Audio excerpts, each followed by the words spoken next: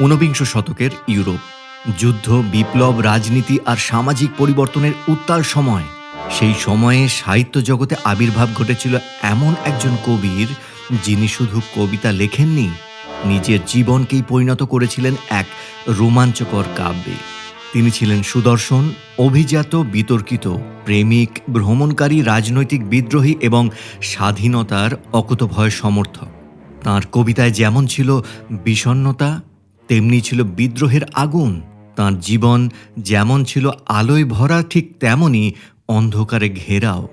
তিনি হলেন Lord George garden Byron, একজন কবি যিনি ইংরেজি রোম্যান্টিক সাহিত্যের অন্যতম শ্রেষ্ঠ ব্যক্তিত্ব হয়ে উঠেছিলেন এবং জীবনের শেষ অধ্যায়ে গিয়ে গ্রিসের স্বাধীনতার জন্য নিজের জীবন পর্যন্ত উৎসর্গ করেছিলেন।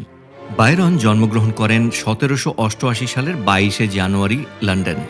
তাঁর পিতা ছিলেন ক্যাপ্টেন জন ম্যাডজ্যাক বায়রন, একজন ঋণগ্রস্ত ও অস্থির চরিত্রের মানুষ। বায়রনের শৈশবেই তাঁর পিতা পরিবার থেকে দূরে সরে যান এবং অল্প কয়েক বছর পর মৃত্যুবরণ করেন। আর ছোটবেলা থেকেই বায়রনের জীবনে ছিল একটি শারীরিক প্রতিবন্ধকতা। তাঁর ডান পা জন্মগতভাবে বিকৃত ছিল, ফলে তিনি খুঁড়িয়ে হাঁটতেন। এই শারীরিক দুর্বলতা তাঁকে সারা জীবন কষ্ট দিয়েছে। কিন্তু আশ্চর্যের বিষয় হলো যে ছেলেটি নিজের শরীরের একটি সীমাবদ্ধতা নিয়েও বড় হচ্ছিল এবং সেই ছেলেটির মধ্যেই ধীরে ধীরে জন্ম নিল অসাধারণ আত্মবিশ্বাস। তার মা ক্যাথরিন গার্ডন ছিলেন আবেগপ্রবণ এবং অনেক সময় কঠোর মেজাজের। মা ছেলের সম্পর্ক ছিল বেশ জটিল, কখনো স্নেহ, কখনো তীব্র বিরোধ। এই দুইয়ের মধ্য দিয়েই বায়রনের শৈশব গড়ে ওঠে। তবে বায়রন ছিলেন প্রবল আত্মসম্মান বোধ সম্পন্ন। তাঁর শারীরিক ত্রুটি তাঁকে ভেঙে দিতে পারেনি, বরং সেটি যেন তাঁর ব্যক্তিত্বের মধ্যে তৈরি করেছিল এক ধরনের জেদ ও বিদ্রোহী মনোভাব।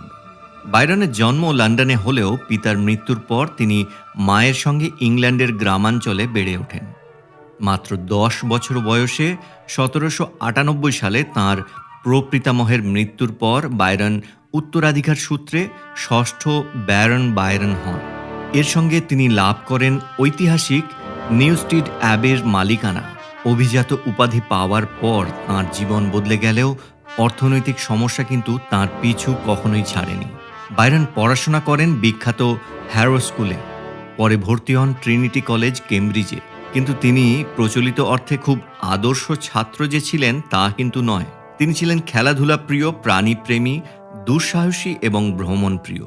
এমনকি কেমব্রিজে তিনি একটি ভালুকও পুষেছিলেন, কারণ কলেজের নিয়মে কুকুর রাখা নিষিদ্ধ হলেও ভালুক রাখার বিষয়ে স্পষ্ট কোনো নিষেধাজ্ঞা ছিল না।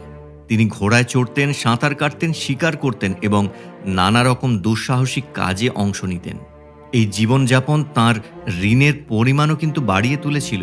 কিন্তু এই তরুণের মধ্যে তখন কিন্তু একটি অন্য শক্তি দ্রুত বিকশিত হচ্ছিল। সেটি হচ্ছে কবিতা। খুব অল্প বয়স থেকেই বায়রন কবিতা লিখতে শুরু করেছিলেন। 1807 সালে প্রকাশিত হয় তাঁর প্রথম উল্লেখযোগ্য কাব্যগ্রন্থ আওয়ার্স অফ আইডলনেস। তখন তাঁর বয়স মাত্র 19 বছর।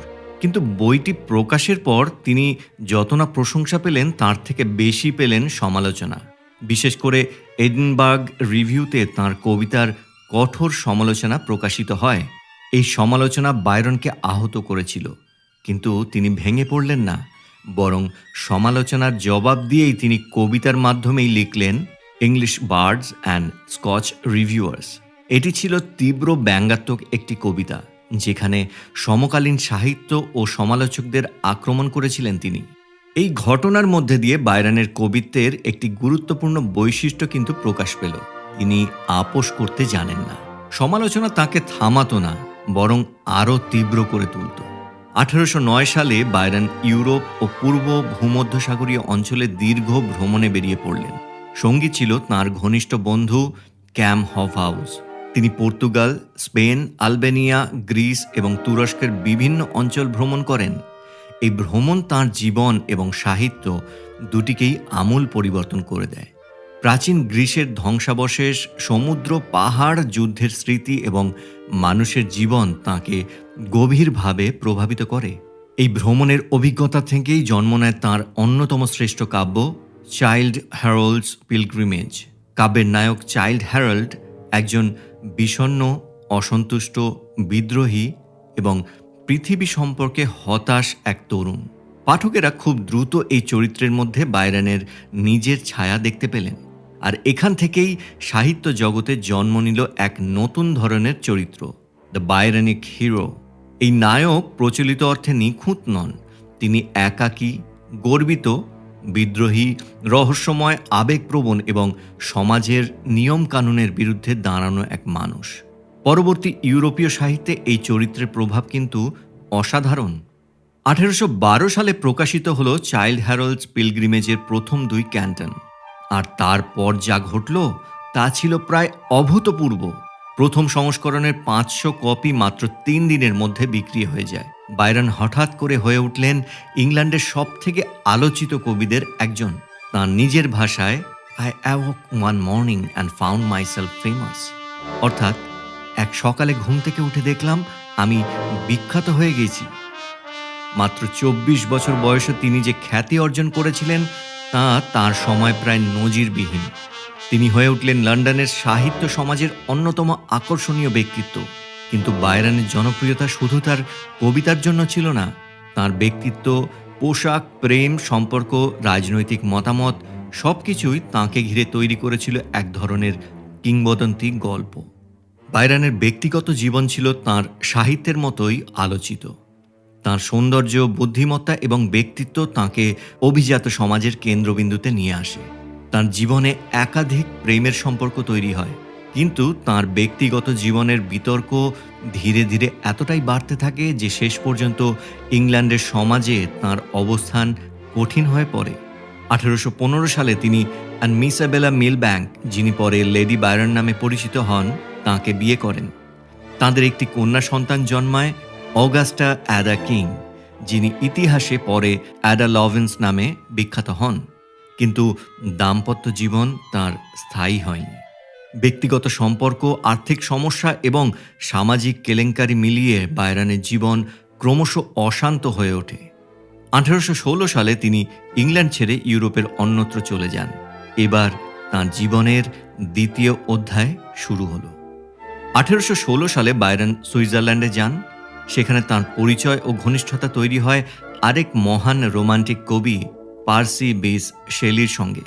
লেক জেনেভার প্রকৃতি, পাহাড়, ঝড় এবং নিঃসঙ্গ পরিবেশ বাইরনের কবিতাকে নতুন মাত্রা দেয়। দ্য প্রিজনার অফ চিলেন এবং চাইল্ড হ্যারল্ডস পিলগ্রিমেজের তৃতীয় ক্যান্টন।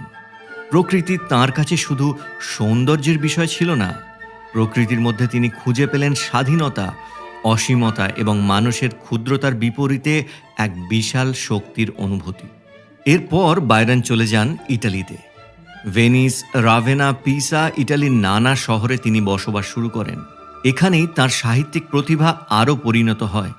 তিনি লিখলেন বেপো, ম্যানফ্রেড, দ্য ল্যামেন্ট অফ ট্যাসো এবং তাঁর সর্বশ্রেষ্ঠ রচনাগুলোর একটি ডন জুয়ান।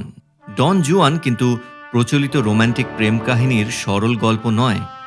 এখানে ছিল প্রেম, যৌনতা, যুদ্ধ, রাজনীতি, সমাজ, ধর্ম, ভণ্ডামি এবং মানুষের দুর্বলতা নিয়ে তীব্র ব্যঙ্গ। বাইরনের কলম একই সঙ্গে হাসতে এবং অস্বস্তিতে ফেলতে পারত। তিনি সমাজের ভণ্ডামিকে আক্রমণ করতেন, ক্ষমতার অপব্যবহারের বিরুদ্ধে লিখতেন এবং ব্যক্তি স্বাধীনতার পক্ষে দাঁড়াতেন।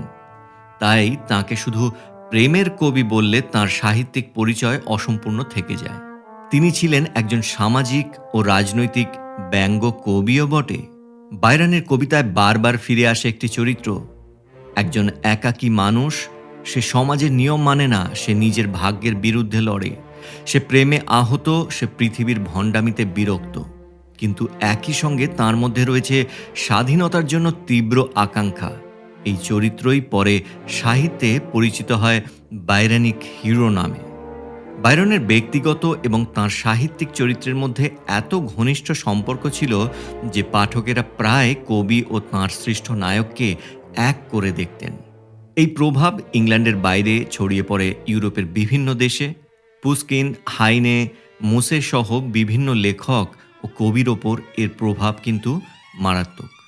কিন্তু বাইরনের জীবনের সবথেকে গুরুত্বপূর্ণ অধ্যায় এখনও বাকি। তিনি শুধু কবিতায় স্বাধীনতার কথা বলেননি, শেষ পর্যন্ত তিনি স্বাধীনতার সংগ্রামে নিজেই অংশ নিতে চেয়েছিলেন। 1821 সালে গ্রিসে অটোমান সাম্রাজ্যের বিরুদ্ধে স্বাধীনতার যুদ্ধ শুরু হয়।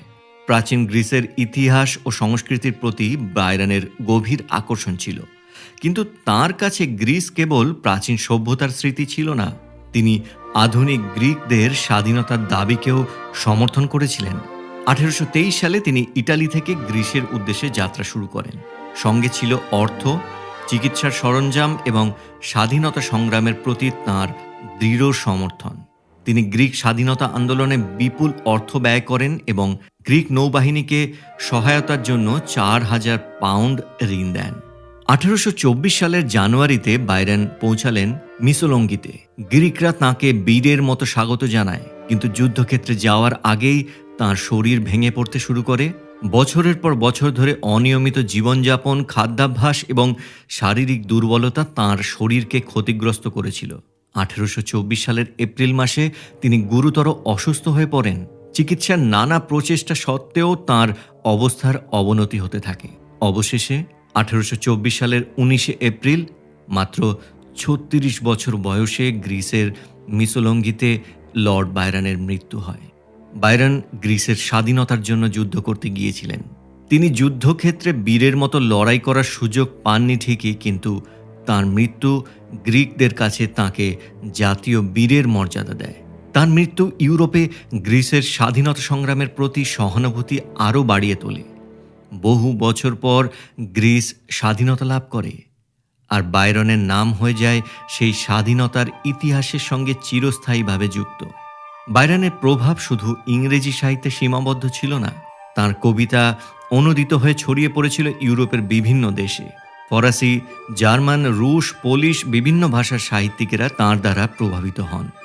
তাঁর রচনার উপর ভিত্তি করে সঙ্গীত, অপেরা ও চিত্রকলাও সৃষ্টি হয়েছে, কিন্তু তার সবথেকে বড় উত্তরাধিকার সম্ভবত তাঁর তৈরি সেই বিদ্রোহী সাহিত্যিক চরিত্র, দ্য বায়রনিক হিরো।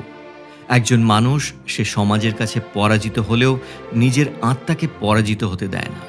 লর্ড বাইরনের জীবন ছিল মাত্র 36 বছরের, কিন্তু সেই অল্প সময়ের মধ্যে তিনি দেখেছেন শৈশবের দুঃখ, শারীরিক প্রতিবন্ধকতা, অভিজাত জীবনের উত্থান, অর্থনৈতিক সংকট, অসংখ্য প্রেম, সামাজিক বিতর্ক, দেশত্যাগ, ভ্রমণ, সাহিত্যের প্রতি অপূর্ব খ্যাতি এবং শেষ পর্যন্ত একটি স্বাধীন দেশের জন্য আত্মত্যাগ। তিনি ছিলেন পরস্পর বিরোধী বৈশিষ্ট্যের এক অসাধারণ মানুষ। তিনি যেমন অভিজাত ছিলেন, তেমনই ছিলেন বিদ্রোহী। তিনি যেমন প্রেমের কবি, তেমনই ছিলেন রাজনৈতিক ব্যঙ্গকার। তিনি যেমন নিজের স্বাধীনতার জন্য লড়েছেন, তেমনি অন্য জাতির স্বাধীনতার জন্য নিজের জীবনকে উৎসর্গ করেছেন। তাঁর জীবন যেন তাঁর নিজের কবিতারই একটি চরিত্র, অশান্ত, আবেগময়, বিষণ্ণ, বিদ্রোহী এবং শেষ পর্যন্ত অমর। লর্ড বাইরন চলে গেছেন 1824 সালে, কিন্তু তাঁর কবিতা, তাঁর বিদ্রোহ এবং তাঁর স্বাধীনতার স্বপ্ন কিন্তু আজও বেঁচে আছে। আর হয়তো এই কারণেই বাইরনের জীবনকে শুধু একজন কবির জীবন বলা যায় না, এটি ছিল একজন মানুষের নিজের সীমাবদ্ধতার বিরুদ্ধে আজীবন বিদ্রোহের কাহিনী। পরবর্তী প্রজন্মের কবিদের কাছে বাইরন রেখে গিয়েছেন এক অমোঘ প্রশ্ন: মানুষ কি নিজের ভাগ্যকে মেনে নেবে, নাকি নিজের স্বাধীনতার জন্য শেষ পর্যন্ত লড়াই করবে? বাইরনের জীবন যেন সেই প্রশ্নেরই এক জ্বলন্ত উত্তর।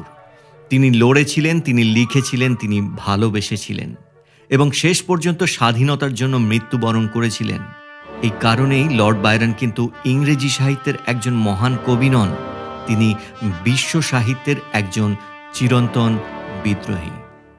বন্ধুরা, ভিডিওটি যদি ভালো লাগে একটি লাইক দেবেন, বন্ধুদের সাথে শেয়ার করবেন, কমেন্টে আপনার মতামত জানাবেন এবং আমাদের চ্যানেলটি অবশ্যই সাবস্ক্রাইব করবেন। অসংখ্য ধন্যবাদ। দেখা হচ্ছে পরের ভিডিও।